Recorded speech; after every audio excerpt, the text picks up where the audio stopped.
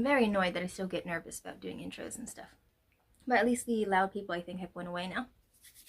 I am sitting on 2 pillows to be able to be tall enough to be able to be seen right here. Try to make some cute festive background. It's my little Gothmas tree. Anyways, Merry Gothmas, Blessed Yule, all your festivities, be safe and well this holiday season. Alright. Hi, and welcome to Let Me Tell You a Tale. I'm Isaki Voelker, creator and author of this channel. Today's story is going to be a very revamped edition of a scary story that I wrote in 7th grade. It was the first ghost story I actually ever wrote. I did get in trouble by my mother for writing the story when she found it later on, because anything spooky was completely taboo growing up. Very extremely religious household, and I am the complete opposite of that.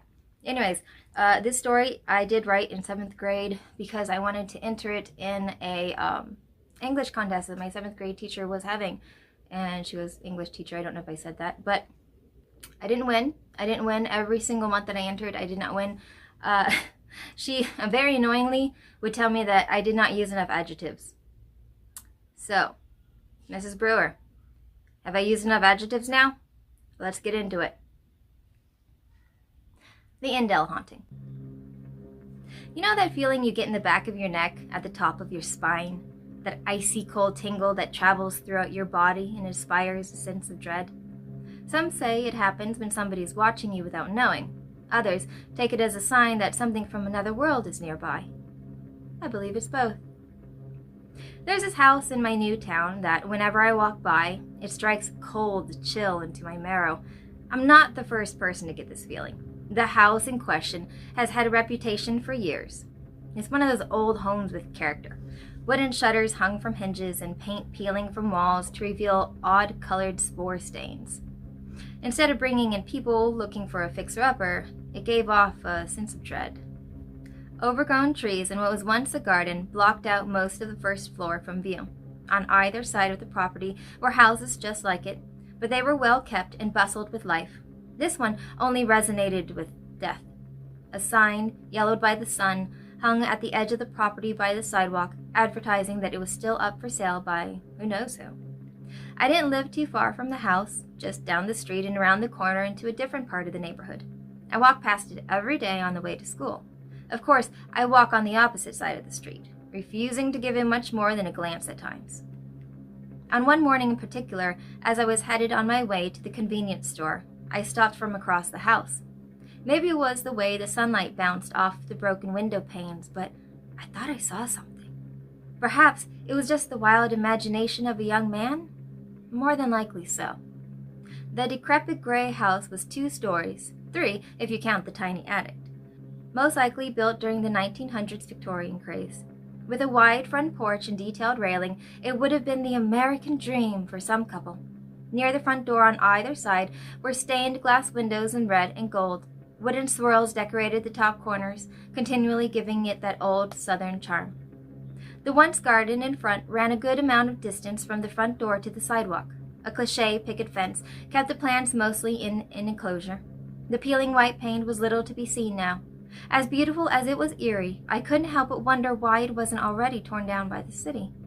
When I arrived at school and joined my new friends in the courtyard, I heard the house was the topic of discussion. My eyes perked up. "So, Jeremy, you walk by the Endell House, don't ya?" Brian asked me. He was a black guy with well-kept dreads a couple of inches long and a large, mischievous smile. "The creepy old house? Yeah," I replied, pulling a hoodie over my head. Nathan jumped in on the conversation. "Have you heard the story behind it yet?" He was a tall, skinny white boy with blue eyes and dark ruffled hair. Both were gamers and nerds. My kind of people. I moved here a little over 2 weeks ago, so I only knew the odd sensation I felt from it. I knew something happened to it, but didn't do a web search yet. I felt a spooky story was coming. Autumn was rolling in, and now was the perfect time to hear the tale. No, I didn't look it up yet. What's the story? "There was a murder!" Brian jumped in at the moment I asked. This hyper 16-year-old guy had more than an interest in murders and serial killers, as I was finding out. He was totally in awe of anything slightly off or supernatural. Of course, he'd be the one to tell me. So, back in the 50s, there was this couple that lived there, and here comes a long version of the story, Nathan interrupted. Shut up! This shit's interesting. So anyways, there was this murder that happened because this couple that lived there weren't happy. The wife, she went crazy one day and stabbed her husband to death. Then she turned the knife on herself. And she didn't just stab him, she stabbed him. Like 30 times. She pretty much butchered him. I stared at him while Nathan ate an apple. He nodded as he chewed away. Why'd she do it? I asked. Well, some say her husband cheated on her. So when she confronted him, she just went completely mental because he lied. Dumbass. Ain't you never supposed to lie to a woman? Man, my mom, she finds out everything. I don't know how they do it, but they do. Anyways, the neighbors said they started hearing yelling, but no screams. You know why? Because she sliced him up while he was asleep. She waited till he was passed out on the downstairs couch, and then stab, stab, stab! Nathan choked on a bite of apple, as he wasn't expecting the sudden enthusiasm so early in the morning. And you know what the worst part is? Brian continued. The wife slit both of her wrists and her neck when she killed herself. I don't know how she did it, but she was fucking hardcore. There was blood everywhere. I've seen the photos. You've been inside? I asked. Well, no, but I'm sure there's still plenty of stains to be seen. I saw everything online. Brian leaned closer to me and whispered, They say she still haunts the house, moaning about her husband, still angry. That's bullshit, I said, leaning back against the lockers. No, it's not, Brian yelled in defiance a bit too loudly. He was a very enthusiastic person. There's no such thing as ghosts. You're just too obsessed. Oh yeah? Then prove it. Brian was a couple inches taller than me and tried to tower over me like a tough guy. No way. Chicken shit pussy. Nathan started to laugh as I began to get ticked off. We weren't close enough yet to my liking to be called that and let us slide. I could feel my face heating up. Fine, I'll prove your shit's not real. I was from the West Coast and wasn't buying into the Southern superstitions a lot of locals believed.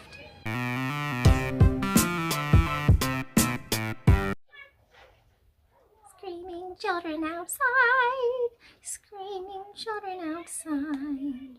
They're right outside my window, playing outside. I'm just glad there are kids still playing outside. I like apartment complexes because you have like a little community of kids. And of course some of the kids are like troublemakers. That's everywhere. But I am really happy that they can be outside and playing. And hopefully they're getting in the right kind of trouble and not the wrong kind.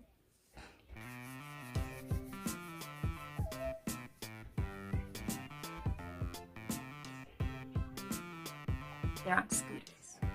They're going away. Or not. Alright, here we go. Great! Give me the photos of the bloodstains upstairs.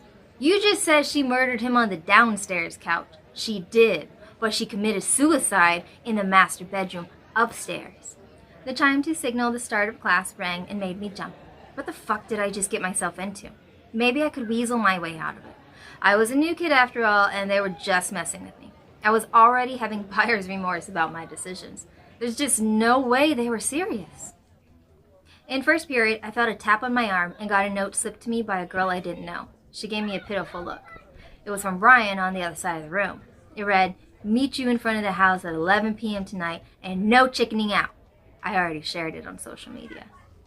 Well, fuck. Did I mention the school was small? Less than 500 students in all 4 grades? If I didn't show up, I'd never be able to live this down. I was now on the way home alone. I stay after school for a science club I'm a part of. It's fun because we actually get to blow shit up. It's not stuffy and boring.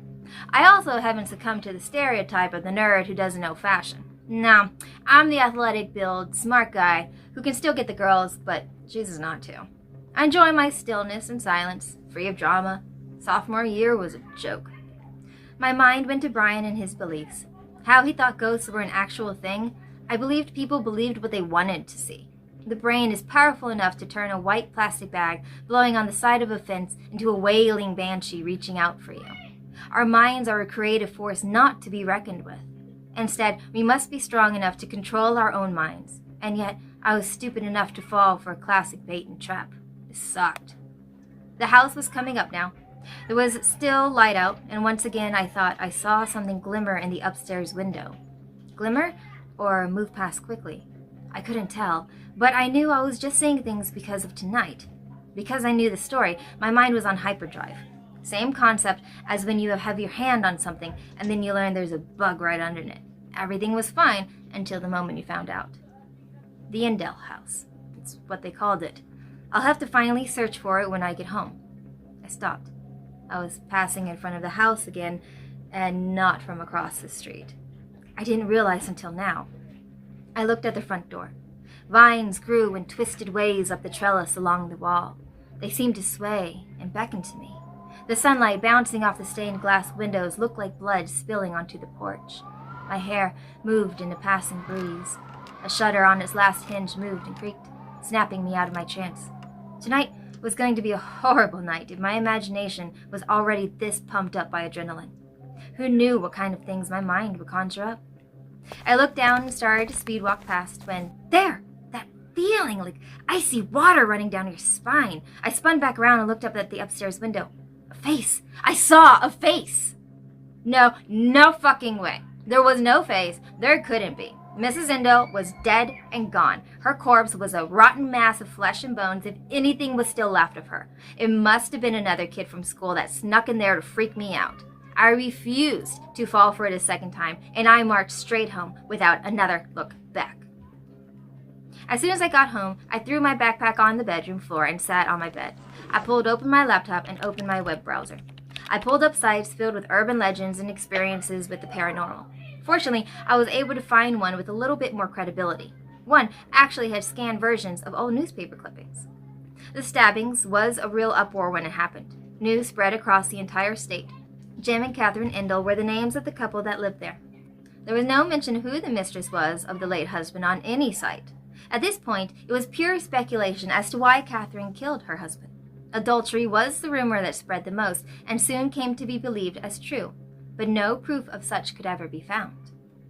The facts were that Catherine did stab her husband about 30 times. 32, to be exact. Jim didn't show up to his office job for days in a row, something very unusual for him.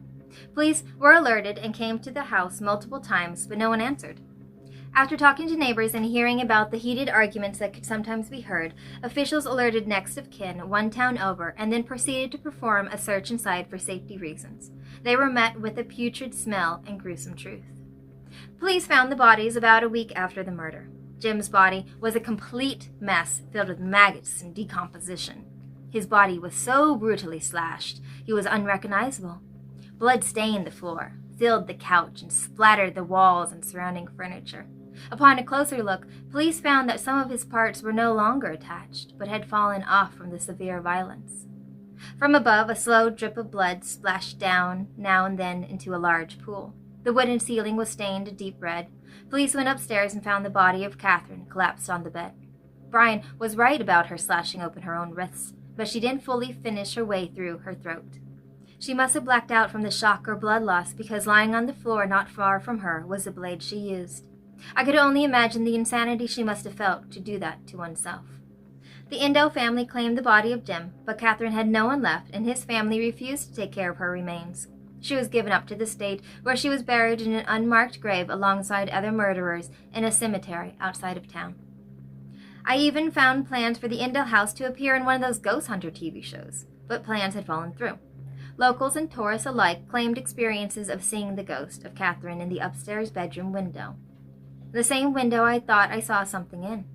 Other encounters claimed hearing noises or screams from inside the house.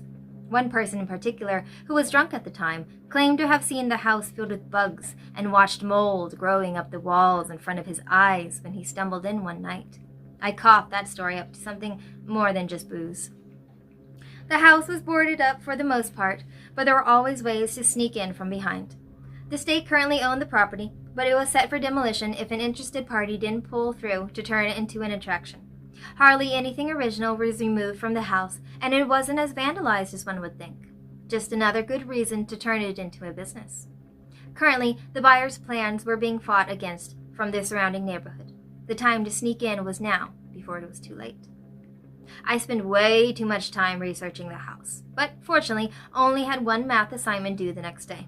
I completed my homework quickly and then went downstairs for dinner with my parents. I let them know I was going to shower and then to call it a night at around 10 so they wouldn't check in on me. By the time I was back upstairs, anxiety had taken over and I was feeling sick to my stomach. Although my food wouldn't settle, perhaps the shower would help calm my nerves. I just had to distract myself for a little while more. The water rinsed over my closed eyes, and I tried not to picture Catherine's face anymore. I placed my hands over my ears and focused on the sound of the air and water echoing around me. I felt safe and calmed down. Water was my safe zone. In my bedroom, I dressed in dark tones and checked on my phone's battery. It fully charged while I was in the shower. Good. I grabbed my metal flashlight and sat down on my bed in the dark until it was time to go. When 10:30 p.m. hit, and I knew the house was still and quiet, I opened my window and climbed out onto my roof. I quietly shut my window, most of the way closed until it landed on a piece of thick fabric to keep me from being shut out. It was a short and easy climb down to the ground. As I snuck out through the front yard and around the corner, I began to secretly hope that no one would be in front of the house.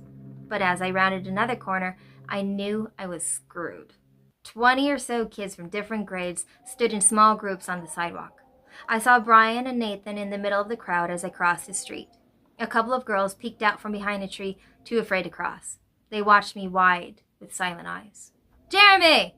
Brian called out to me. He wore all black and blended into the night except for the silver hammer he was holding and his big-ass smile. The street lights were out on this side. Just my luck. Nathan was quite the opposite, dressed in bright colors, surrounding a face full of freckles. He held up his hand and waved at me. "Hey." The light murmur in the crowd disappeared now that I had shown up. "Great turnout, huh?" Brian beamed. He was way too excited about this. Why the hell wasn't it him going in there if he wanted the photo so damn badly? I scowled at his question. "We're gonna get caught." Not that I would really mind. "No, we're not. It's fine. And if we do, they'll only lock you up away for 10 years. "What?" That part I hadn't looked up. "He's just kidding," Nathan confirmed. Pretty sure he was stoned. "It's almost 11. Did you bring a flashlight?" Brian asked me. "Yeah," I said, looking around as I replied. Everyone was staring at me. Some faces I recognized, most I didn't. "They're all here for you, buddy." Brian was trying to cheer me up. "Great. You ain't gonna chicken out on me now, are you?" Nathan gave him a look. "Of course he isn't, right?" "No, I'm ready. It's just a bunch of superstitions with no proof. I'll get your stupid photos and get out." I zipped up the jacket I was wearing as I suddenly felt cold. My phone buzzed in my pocket and made me jump. The alarm said it was 11 o'clock. At the back of the house, Brian showed me a way in. He was the only one brave enough to come this far. We snuck onto the property through a hole in the fence and chicken wire, past weeds and large tree roots. The air smelt damp and musty like a basement, even though stars shone bright overhead. Brian approached the spot on one of the back walls where a few wooden planks were nailed on. He used his hammer to wedge off the rusty nails one by one. After prying off 2 planks, a hole was revealed made by rot in the original wood. "Well, good luck and don't die. Make sure you get lots of photos," he said as I got to my knees and struggled to crawl through the hole. "Thanks. What a friend," I said as I scraped my hand on a nail. "Dennis! Oh boy." Once inside, I stood up, clicked on my flashlight, and looked around. I was standing in the kitchen. The air in here turned thick and heavy. It reminded me of when I would have an asthma attack as a kid. Dirt covered the partially torn up tiled floor. There were stains that might have been food at one time, watermarks. It looked just the way a creepy abandoned house was supposed to look. Broken windows allowed little visibility and did nothing to help change the air conditions. I made my way out of the kitchen, through the dining room with a busted-up table and chair set. Tacky wallpaper peeled from the walls, and a fancy cabinet that once displayed dishware sat against the wall, all of its glass broken on the wooden floor. Around the ring I came to a parlor-type area decorated with fancy furniture in faded colors. They were thick with dust and moth-eaten. I didn't feel like touching anything. Next to the parlor was the ornate wooden staircase across from the front door. At one time it must have felt warm and inviting, but now the railing was broken and steps were shattered. Everything felt cold and unwelcoming.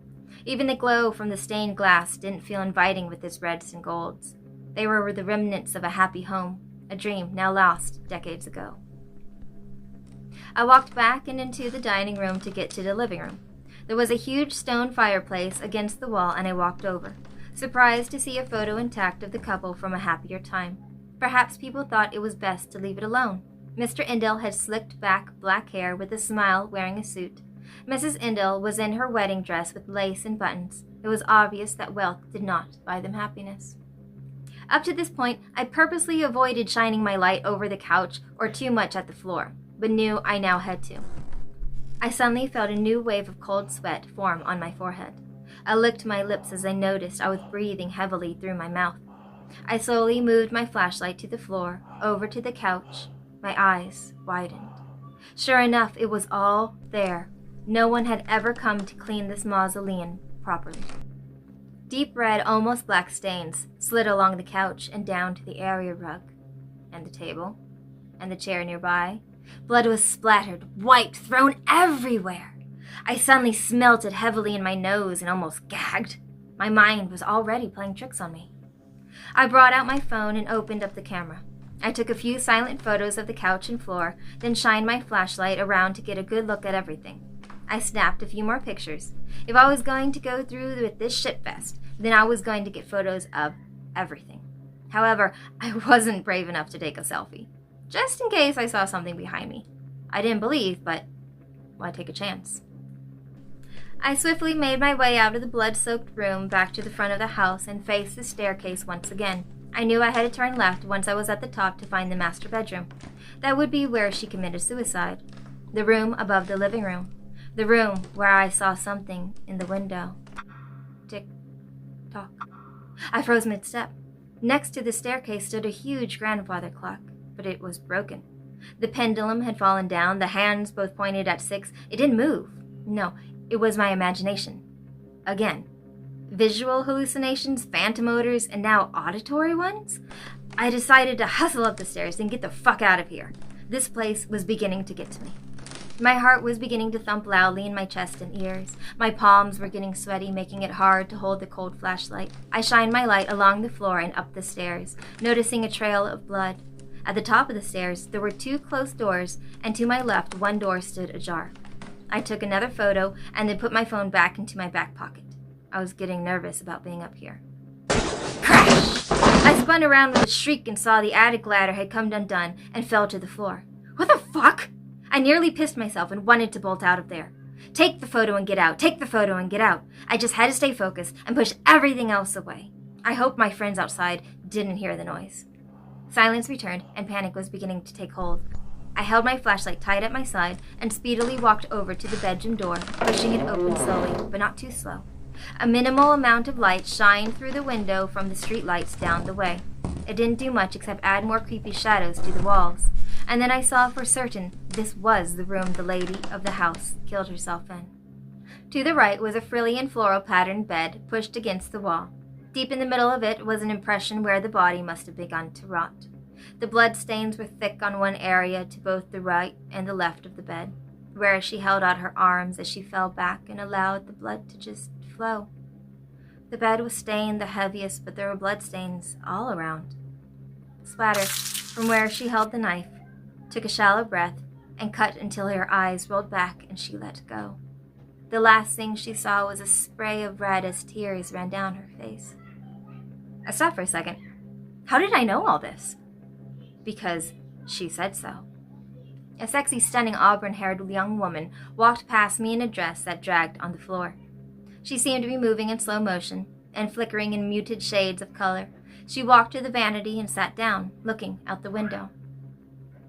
"You know, my dear, I've been watching you," she said, picking up an imaginary hairbrush and began to brush her hair. "Every day." My legs were numb. All feeling had drained out of me in the moment I realized I was hearing her whispers in my ear. I wanted to scream, but fear had me completely paralyzed. She couldn't be real. Even as I thought that, she smiled and laughed at me. Catherine was hauntingly gorgeous. What idiot of a man would have cheated on her? "All you do is work. You're never home." She stopped brushing and turned towards me. "I get lonely. You're always staying late at the company," she said with a little pout. Then it dawned on me.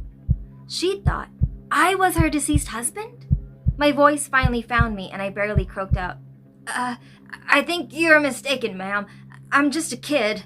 I tried to take a wobbly step backwards. "Don't you love me?" she exclaimed. "Or is there someone else?" "Is that it? There's someone else, huh?" She jumped up and threw her hairbrush down on the vanity where I could now see it.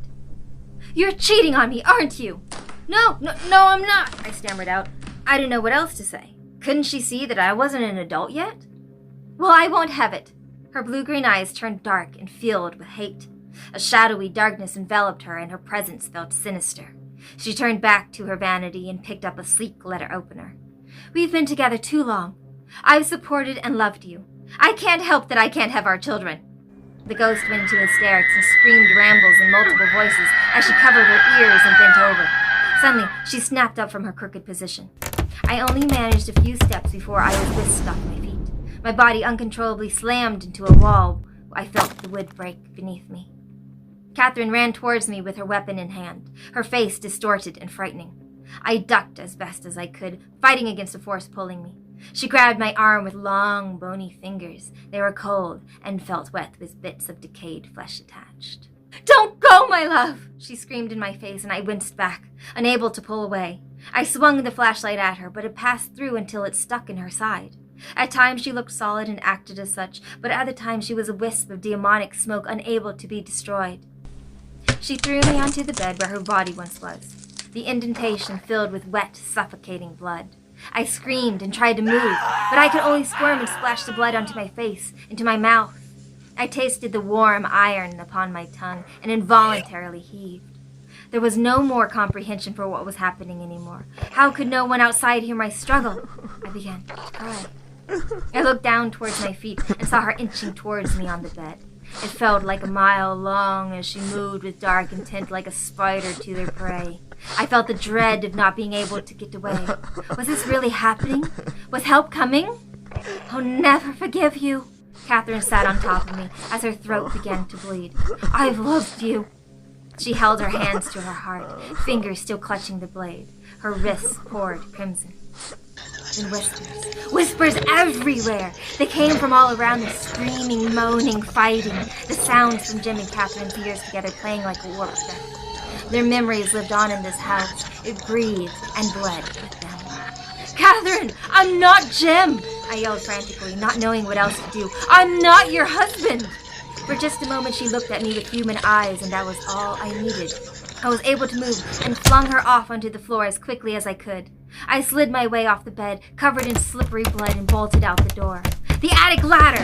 I ran full force into it, making me trip my way down the stairs. Down, I tumbled over myself. Searing pain made me scream out again, louder than before. Surely someone would have heard that one. I looked down through my blood-soaked bangs and saw a nasty piece of splintered wood sticking out from my thigh. I must have landed on it as I fell. Fuck! I was lying on my side on the wooden floor at the base of the staircase. I saw her floating down the stairs with the letter opener still in hand. "I hate you! I hate you! I hate you!" She screamed with all her might, her arms straight out behind her. Then she started to laugh like an uncontrolled maniac. Why was no one coming? Did they all leave? "Help! Help!" I screamed with all my might in desperation. I was afraid to pull out the wood because it was near an artery, so I crawled towards the front door. My other ankle twinged with pain. I reached up and unlocked the door, trying to twist it, but nothing happened. It was stuck tight. She was nearing the bottom of the stairs now. I didn't want to die. I jumped as best as I could and hobbled my way into the parlor. I screamed in pain at my leg as blood spurted out. I fell to the floor, unable to support myself. I was crying hot, desperate tears now. I began to push myself up onto a table and turned to see where she was when I felt a cold line along my neck and a mournful whisper in my ear. "Till death do us part, baby." Her voice suddenly twisted into her. "If I can't have you." I felt my lifeblood slide out from my throat and down along my body and onto the floor. I collapsed, listening to her laughter and tears. I looked in the distance, out a window, knowing that no one was coming to help. I was alone. I was dying. And then it all went black. So, did I use enough adjectives? What do you think? I don't really normally write traditional scary stories, but this is a favorite story of mine that I did come up with a long time ago. I've probably rewritten... Yes? I'm hungry. Okay, I'll get you food as soon as I'm done. I'm almost done, Baba. I love you.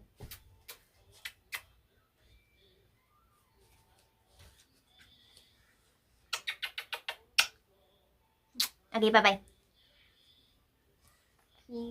Okay. I'll be out in just a minute, baby. I love you. I'm going to go get a snack. Okay, you can get a snack.